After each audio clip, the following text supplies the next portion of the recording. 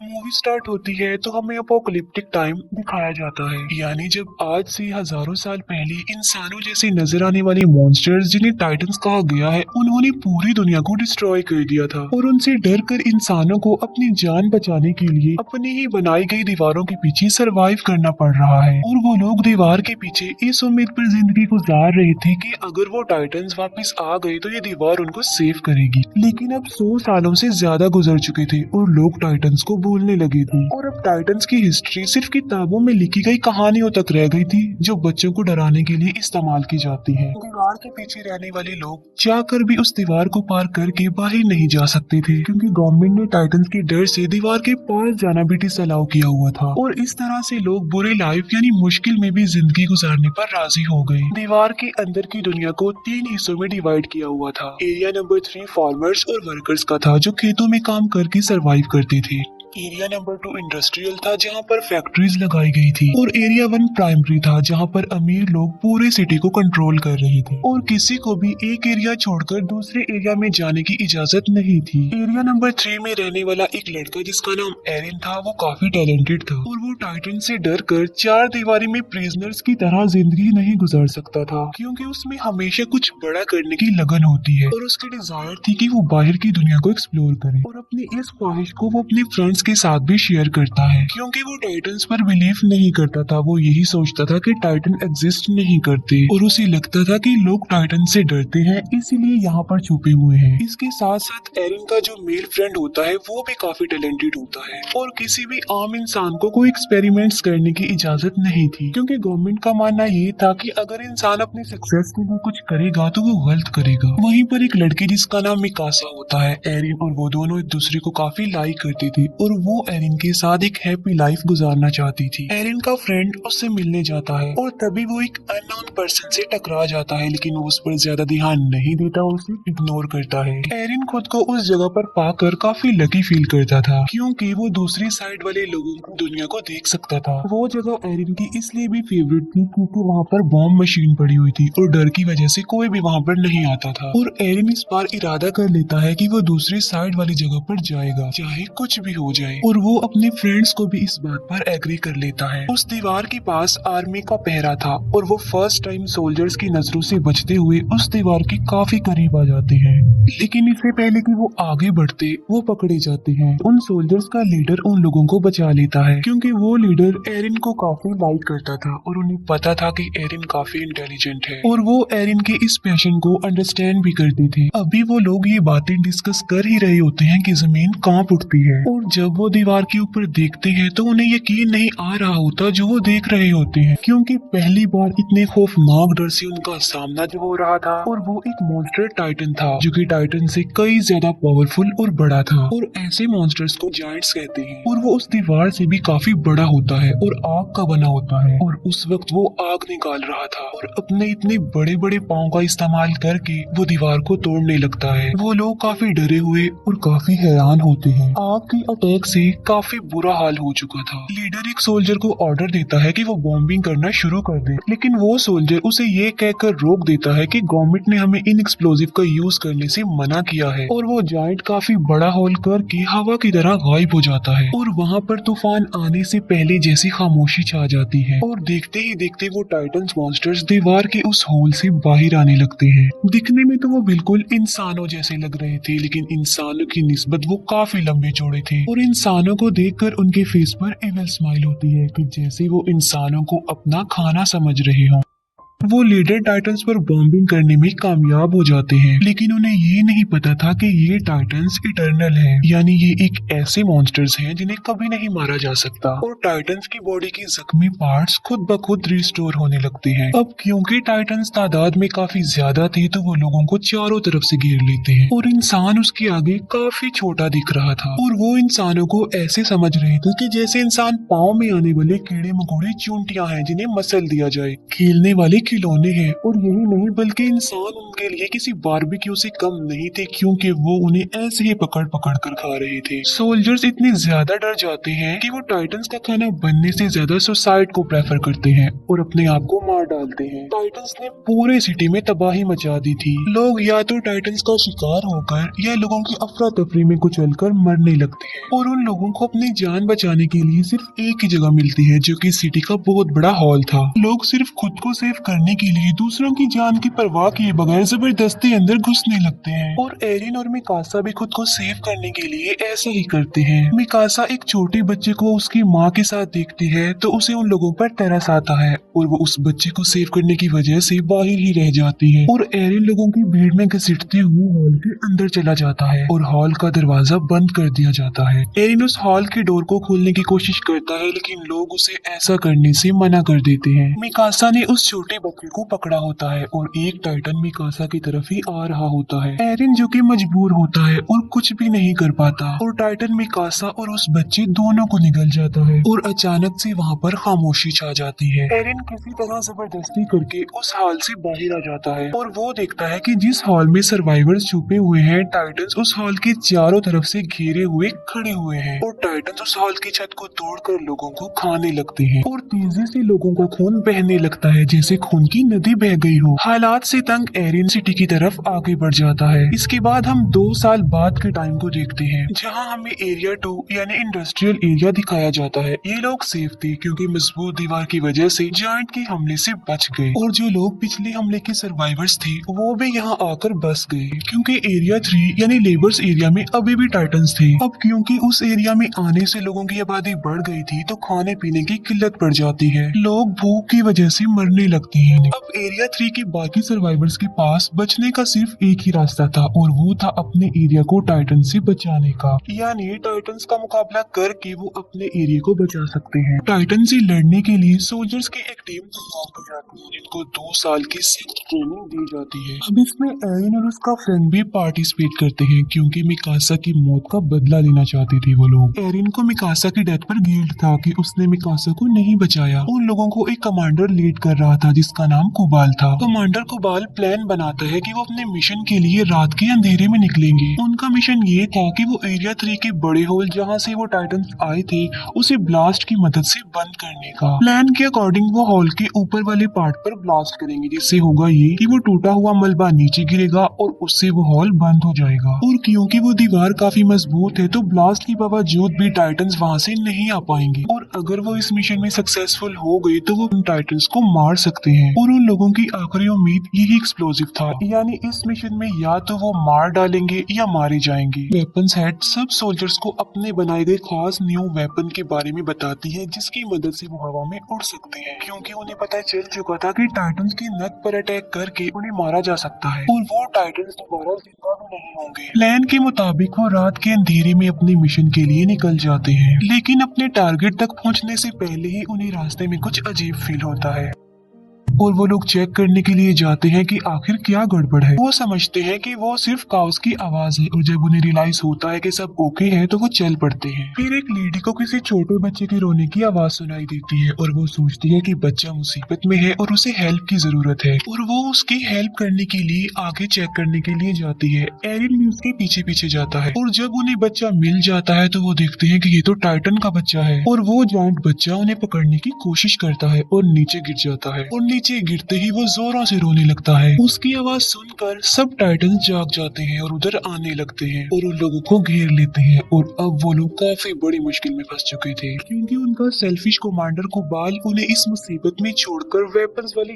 गाड़ियां लेकर वहाँ से भाग चुका था। एरिन के फ्रेंड को टाइटन्स पकड़ लेते हैं लेकिन वो दूसरा सोल्जर आकर उसे बचा लेता है और अब वो लोग पूरी तरह से टाइटन से घिर चुके थे और अचानक से वहाँ पर टैलेंटेड टाइटन्स का शिकारी शिकीशिमा वहाँ पर आता है और उसने तकरीबन 10 से 15 टाइटन्स को मार डाला था और शिकीशिमा के साथ एक और बहादुर सोल्जर थी और वो थी मिकासा। जी हाँ, वो जिंदा थी। दोनों मिलकर बहादुरी से अपने फास्ट वेपन्स का यूज करके टाइटन्स को मार डालते हैं। टाइटन्स को मारने के बाद वो अपने टारगेट यानी दीवार के उस होल के पास जाते हैं, लेकिन हैरत की बात ये थी कि मिकासा एरिन को अपने कोई भी फीलिंग्स नहीं दिखा रही थी क्योंकि उस इंसिडेंट के बाद वो सिर्फ अपना बदला लेना चाहती थी। मिकासा को वो टाइटन निगल चुका था लेकिन शिकीशिमा ने उसे बचाया और टाइटन से लड़ना सिखाया। टाइटन से लड़ने का एक सीक्रेट बताता है कि अपने गुस्से को आजाद छोड़कर टाइटन्स पर टूट पड़ो और मुकाबला करो। वो एक बात और बताता है कि इंसान का दुश्मन टाइटन से ज्यादा डर है, जो कि उसे छिपने पर मजबूर करता है। तभी उनका सेल्फिश कमांडर कोबाल वहाँ पर आता है। वो कहता है कि मिशन के लिए जो फास्ट वेपन्स हमने यूज करनी थी वो हमारी सीक्रेट जगह पर नहीं मिली, बल्कि वो अंडरग्राउंड केव्स में थी और मैं उन एक्सप्लोजिव्स को खोना नहीं चाहता था, इसीलिए मुझे जाना पड़ा क्योंकि हम में कोई तो चीटर है जो वो वेपन चुरा सकता था और एक्सप्लोजिव को खोने का रिस्क वो नहीं ले सकते। वो लोग वेपन्स को लोड करने लगते हैं, लेकिन टाइटन्स उनकी आवाजों को सुन लेते हैं और अचानक वो टाइटन्स दो लोगों को खा जाते हैं। वो सब लोग काफी घबरा जाते हैं, लेकिन लालची लीडर को एक्सप्लोजिव की पड़ी हुई थी और कोई चोर उनके वेपन्स एक्सप्लोजिव से भरी हुई गाड़ियां चुरा कर ले जाता है। और एक लेडी जिसके हस्बैंड को टाइटन्स खा चुके थे, गुस्से में आकर वो उस चोर से एक्सप्लोजिव वाली गाड़ी छीन लेती है और एक्सप्लोजिव को बचाए सेव करने के वो उसमें आग लगा देती है और अपने हस्बैंड का रिवेंज लेने के लिए टाइटन्स के बीच में ट्रक को क्रैश कर देती है। लेकिन इतने हैवी ब्लास्ट से भी टाइटन्स को कुछ नहीं होता, लेकिन उनकी आखिरी उम्मीद एक्सप्लोजिव भी अब खत्म हो चुका था। कोबाल भी उन्हें मरने के लिए मुसीबत में छोड़कर चला जाता है और वो लोग टाइटन्स के बीच में बुरी तरह से फंस चुके थे।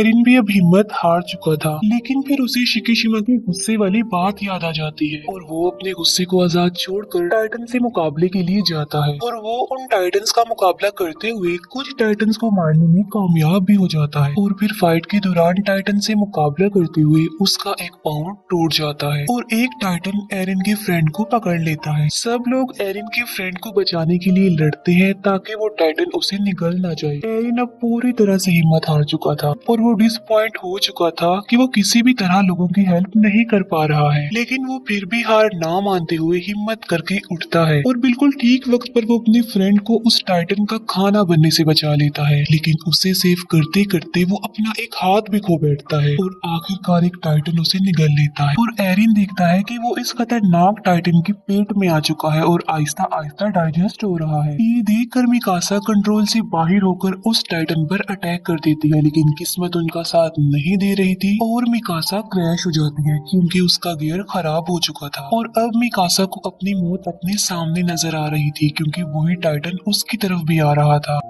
लेकिन अचानक से टाइटन को अपने पेट में कुछ अजीब सा फील होता है और एक काफी बड़ा मॉन्स्टर उस टाइटन के मुंह को चीरते हुए बाहर आ जाता है और एक एक्सप्लोजन से काफी बड़ा जायंट पैदा होता है और ये जायंट बाकी टाइटन्स को मारता जा रहा था। फिर ध्यान से देखने पर उन लोगों को पता चलता है कि ये कोई और नहीं बल्कि ये तो एरिन है और फिर वो बाकी जायंट्स की तरह कमजोर होकर मरने लगता है। और तभी वो कमांडर जो एरिन के टैलेंट को समझता था वो एक बात कहता है जो किसी को भी समझ में नहीं आती। वो कहता है कि इसकी नेक का पीछे वाला हिस्सा काट दो। अब किसी को उसकी बात समझ में तो नहीं आती, लेकिन फिर भी मिकासा ऐसा ही करती है और वहाँ से एरिन निकलता है। और हैरानी वाली बात तो ये है कि उसका टूटा हुआ हाथ और पाँव अब रीजनरेट हो चुके थे। ये देखकर सब लोग काफी हैरान रह जाते हैं और किसी अननोन रीजन की वजह से शिकीशिमा स्माइल करता है, जैसे वो पहले से ही जानता था कि ऐसा होने वाला है। इसके बाद हमें एरिन के पास्ट का एक सीन दिखाया जाता है जहाँ पर एरिन के फादर जो कि साइंटिस्ट थे, एरिन में किसी वजह से कोई वैक्सीन इंजेक्ट करते हैं जिसमें वो कमांडर भी उनके साथ थे। एरिन की मदर उन लोगों को ऐसा करने से मना करती है, जिसके जवाब में वो कहते हैं कि इस वैक्सीन की वजह से एरिन बड़े होकर लोगों की जिंदगी बचाने में एक बड़ा रोल अदा करेगा। इतनी ही देर में कुछ गवर्नमेंट ऑफिसर्स उनके दरवाजे पर नॉक करते हैं और एरिन के फादर एरिन और उस कमांडर को एक रूम में छुपा देते हैं। उन गवर्नमेंट ऑफिसर्स में कुबाल भी शामिल था और उन लोगों को पता चलता है कि एरिन के फादर किसी खुफिया एक्सपेरिमेंट्स पर काम कर रहे हैं और आम लोगों को तो किसी इन्वेंशन एक्सपेरिमेंट्स की इजाजत नहीं थी। और पनिशमेंट के तौर पर वो ऑफिसर्स एरिन के पेरेंट्स को अरेस्ट करके ले जाते हैं और साथ ही उनके एक्सपेरिमेंट्स को भी जला दिया जाता है। और यही वजह थी कि वो कमांडर एरिन को इतना लाइक करते थे उसकी इस खूबी की वजह से। और उन्हें ये भी पता था कि इस वैक्सीन की वजह से एरिन और ज्यादा पावरफुल बन गया ताकि वो लोगों की जिंदगियों को सेव कर सके। एरिन की आंख खुलती है तो वो देखता है कि कुबाल ने उसे कैद किया हुआ हुआ है। और एरिन को खुद भी इस बात पर यकीन नहीं आ रहा था कि क्या वो वाकई एक जायंट में बदल गया था, लेकिन साथ साथ उसे खुद पर प्राउड भी फील हो रहा था कि आखिर उसमें एक ऐसी खूबी है जो कि टाइटंस के खिलाफ इंसानों की मदद करने में इम्पोर्टेंट रोल अदा कर सकती है। लेकिन एरिन कोबाल के लिए एक खतरा था जिसकी वजह से वो उसे प्रिजनर बना के रखता है, क्योंकि वो सोचता था कि इंसानों को नए एक्सपेरिमेंट्स और इन्वेंशन करने की कोई जरूरत नहीं है, बल्कि इंसानों को डरपोक बनकर डरते हुए ही उस दीवार के पीछे जिंदगी गुजारनी चाहिए। वो कमांडो जब एरिन के फेवर में बोलता है तब कोबाल उसे शूट करके मार डालता है, लेकिन मरने से पहले वो कमांडर एरिन को एक राज की बात बताता है कि कोबाल ही तुम्हारे पेरेंट्स का कातिल है। ये सुनते ही एरिन और उसके साथी कोबाल के अगेंस्ट हो जाते हैं और तभी अचानक से वहाँ पर पावरफुल जायंट जंप करके आ जाता है और वो आते ही सबसे पहले एरिन को पकड़ लेता है। वो लोग उसे रोकने की कोशिश करते हैं लेकिन वो सबको अपने रास्ते से हटा रहा था। वो एरिन के एक फ्रेंड को भी मारने की कोशिश करता है लेकिन मिकासा उसे ऐसा करने से रोक देती है और ऐसा लग रहा था कि शायद वो मिकासा की बातों को अंडरस्टैंड कर रहा था और वो एरिन को अपने साथ लेकर निकल जाता है और इस सारी फाइट पे कोबाल मारा जाता है। अब क्योंकि एरिन भी उनके पास नहीं था तो उन्हें समझ में नहीं आ रही थी कि क्या किया जाए। फिर एरिन के फ्रेंड को याद आता है कि उनके पास अभी भी एक एक्सप्लोजिव है जिसे वो यूज करके अभी भी अपना मिशन पूरा कर सकते हैं और वो सब लोग बॉम्ब को रिकवर करने के लिए एरिया 3 में चले जाते हैं। एरिन की आंख एक काफी बड़े और अजीब से रूम में खुलती है और उस रूम में कुछ चीजों के अलावा शिकिशिमा भी था और यहाँ पर शिकिशिमा बहुत सी बातों को रिवील करता है कि ये टाइटन्स इंसानों के ही बनाए गए हैं जिनको किसी और ने नहीं बल्कि एरिन के फादर ने ही बनाया था और उन्होंने ये टाइटन्स आर्मी वेपन्स के लिए बनाए थे, लेकिन उनका एक्सपेरिमेंट फेल हो जाता है जिसका बैड इम्पैक्ट ये पड़ा कि वायरस तेजी से इंसानों में फैलता गया और इंसान तेजी से टाइटन्स भी बदलते गए और उन्होंने दुनिया में तबाही मचा दी।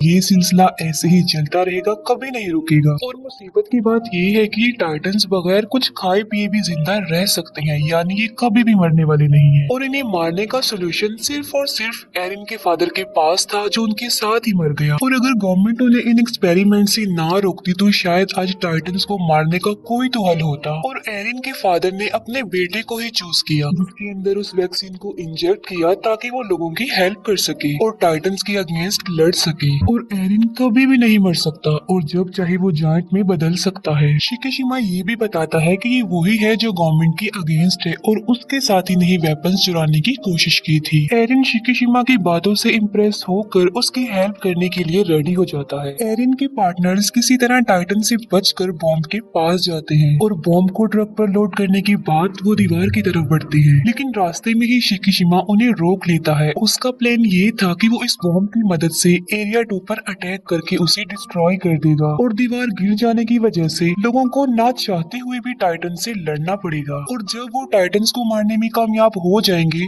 तो वो लोग बाद में गवर्नमेंट को ही खत्म कर देंगे, क्योंकि गवर्नमेंट की वजह से ही उन्हें इन हालात का सामना करना पड़ रहा है। लेकिन एरिन और उसके फ्रेंड्स उसकी इस बात पर इसीलिए एग्री नहीं कर रहे थे क्योंकि इसमें बेकसूर लोग मारे जा सकते थे और इसीलिए एरिन और शिकिशिमा में फाइट हो जाती है। शिकिशिमा जल्दी से खुद को मार कर जायंट में तब्दील कर लेता है और यहाँ पर हमें ये पता चलता है कि शिकिशिमा में भी वो खूबी थी कि वो टाइटन बन सकता था और ये वही जायंट था जो एरिन को किडनैप करके ले गया था। और टाइटन बनने के लिए उन्हें अपनी ही जान लेनी पड़ती है और जब वो एक बार टाइटन बन जाते हैं तो उनकी असली बॉडी नेक के पीछे टाइटन वाले रूप को कंट्रोल करती है। लेकिन इन जायंट्स की लाइफ टाइटन्स की निस्बत काफी कम होती है क्योंकि ये वैक्सीन से बने होते हैं, क्योंकि बाकी टाइटन्स वायरस फैलने से बने थे इसीलिए वो नहीं मरते। एरिन और शिकिशिमा के बीच जोरदार फाइट होती है। शिकिशिमा एरिन पर भारी पड़ जाता है लेकिन बाद में एरिन अपनी फाइटिंग स्किल से शिकिशिमा को हरा देता है और एरिन प्लान के मुताबिक बॉम्ब को दीवार के ऊपर वाले पार्ट में ब्लास्ट करने में कामयाब हो जाता है। और तब वो सब हैरान रह जाते हैं ये जानकर कि कोबाल मरा ही नहीं था और वो कहता है कि एरिन को मेरे हवाले कर दो, क्योंकि वो नहीं चाहता था कि कोई भी इंसानों की हेल्प करे, बल्कि इंसानों को डर कर दीवारों के पीछे ही छुपे रहना चाहिए। और गुस्से में आकर एक फीमेल सोल्जर कोबाल को मार डालती है। और यहाँ ये बात भी रिवील हो जाती है कि मूवी की स्टार्ट में हमने जो टाइटन यानी जो किंग जायंट देखा था वो कोई और नहीं बल्कि वो कोबाल था। कोबाल जायंट में बदल कर उनके मिशन को रोकने की काफी कोशिश करता है। तब शिकिशिमा उनकी हेल्प करने पर एग्री हो जाता है और अपनी जान की परवाह किए बगैर बॉम्ब को किंग टाइटन यानी कोबाल के मुंह में घुसा देता है। और वहाँ पर एक्सप्लोजन की वजह से किंग टाइटन की मौत हो जाती है और एक्सप्लोजन की वजह से बनने वाली मलबे से वो बड़ा सा होल भी बंद हो जाता है। वो सब लोग काफी खुश हो जाते हैं क्योंकि वो अपने मिशन को अचीव कर चुकी थी। और एरिन और मिकासा का समंदर और उड़ते हुए बर्ड को देखकर ड्रीम पूरा हो जाता है और उनके ड्रीम के साथ ही मूवी यहीं पर एंड हो जाती है।